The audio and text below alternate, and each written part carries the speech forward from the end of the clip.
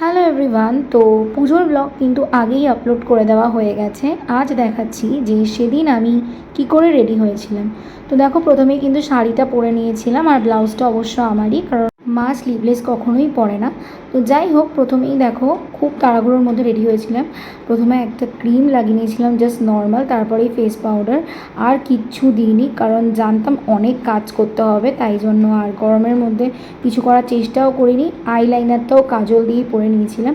আর এটা আমার একটা নতুন লিপস্টিক, সুইস বিউটির, যেটার কালারটা আমার মোটামুটি লেগেছে। যদি তোমরা জানতে চাও তো শেড নাম্বার বলে দিতে পারি। আর যেটা দেবে সেটা হচ্ছে ভর্তি ভর্তি করে পারফিউম, ডিও যা পারবে দিয়ে দেবে, কারণ এই গরমে এত বিচ্ছিরি ঘাম হচ্ছে যে তোমাকে রিফ্রেশ থাকতেই হবে। তারপর দেখো, একটা ছোট টিপ পরে নিয়েছি। আবারও কিন্তু মার জুয়েলারি পরেছিলাম।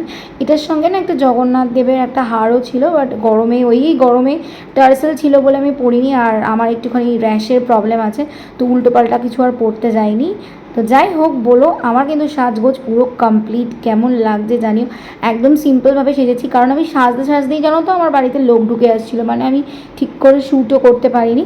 তো এনিওয়েজ, আজকের জন্য বাই। নেক্সট ভিডিওটা খুব তাড়াতাড়ি তোমাদের সঙ্গে দেখা হচ্ছে।